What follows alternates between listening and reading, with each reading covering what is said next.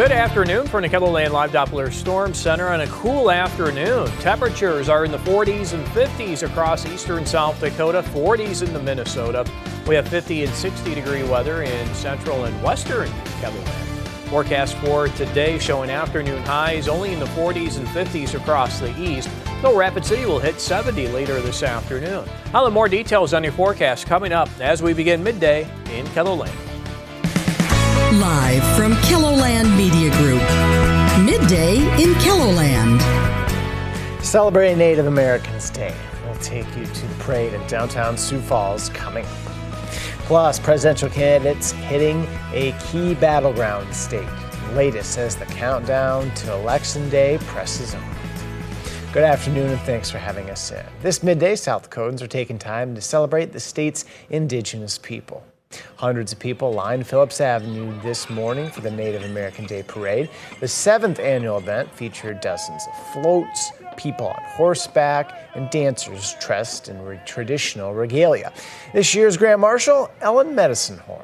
We're going to hear from her and others involved in the parade later today on KELOLAND News.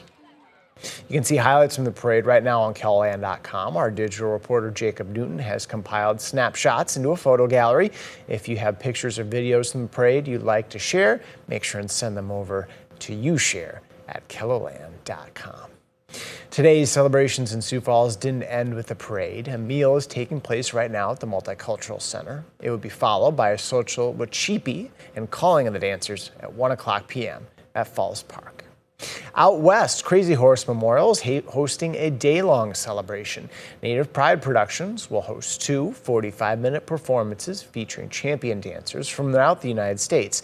They will host their performances at 12:30 p.m. and 2:30 p.m. Mountain Time. They will also host crafts and storytelling from until 4 this afternoon. You can find a list of ways South Dakotans are honoring Native Americans Day on KELOLAND.com. And weather-wise, it's a pretty good day for a parade or an event outside. A jacket isn't the worst idea, but we're almost halfway through the month here, Scott. Right, and we are looking at cool temperatures across eastern KELOLAND, but with light winds, not as bad as what it may be. But we'll watch these temperatures warm as we hit midweek, and we'll also increase those stronger southerly winds are expected for midweek, help bring in some warmer air. This is how we started. Temperatures in the 20s and 30s. We fell to 28 in Pierre, but 25 this morning in Aberdeen. 28 in Huron, 28 degrees in Mitchell, and 31 in Sioux Falls. Another freeze warning out for tonight into tomorrow morning. That covers central, north central, and northeastern South Dakota. This is Aberdeen, still some cloud cover overhead. Temperature at about 50 degrees. We do have a south wind coming in at 11 miles per hour. And in Huron, we have some clouds overhead, remaining dry. Temperature at 52 with a light southeast wind at 6. So there's that area of high pressure sliding to the southeast. Notice we do have the thicker cloud cover across western Minnesota, and there could be areas there that are stuck in the 40s for afternoon highs. Currently 50 in Sioux Falls. We have 46 in Brookings, 44 in Ivanhoe. We have 45 in Slayton, 46 Watertown.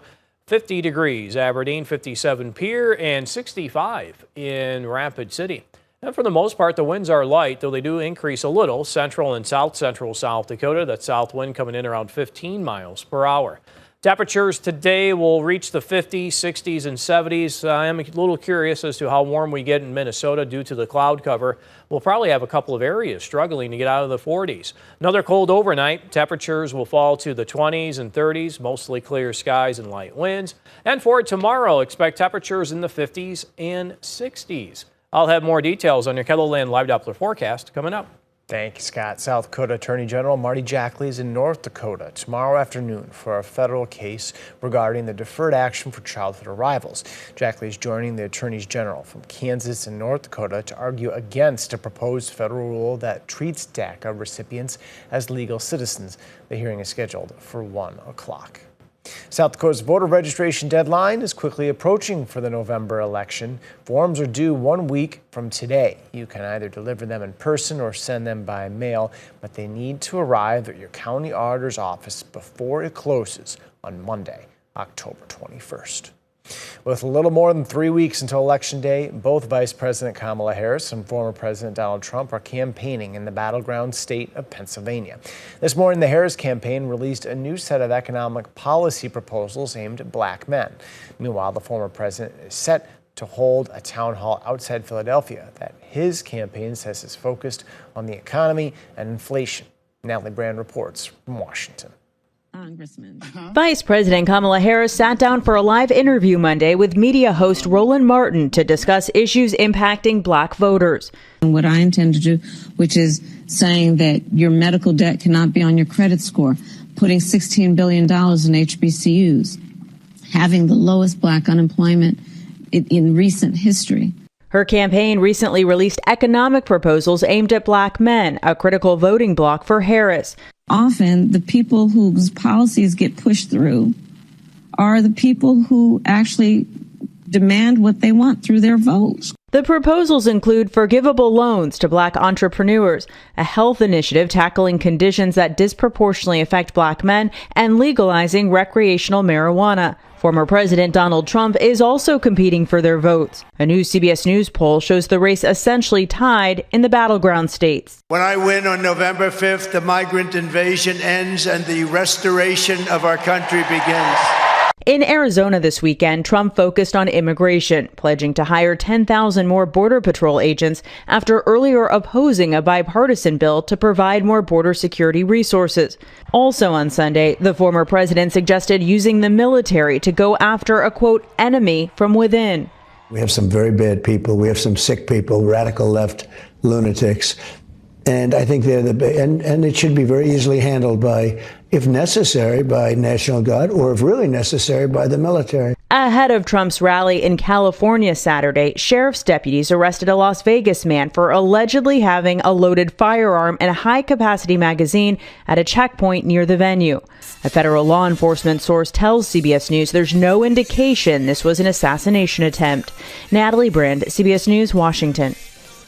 U.S. Secret Service says at no point was the former president in any danger. No federal charges have been filed, but the investigation continues.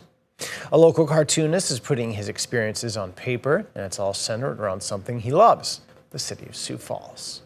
It all started after one of his friends inspired him to put together his own magazine. This year, he came out with his 6th copy of Spork. When you make your own magazine, you call it a zine. And I was really interested in those. And so, I've always drawn, and I've always liked comic books, and I've always enjoyed art. And so after having all of that seeing that inspiration, I said, I can make my own zine. And tonight on KELOLAND, we're going to take a closer look at his newest edition that's called The Real Best of Sioux Falls.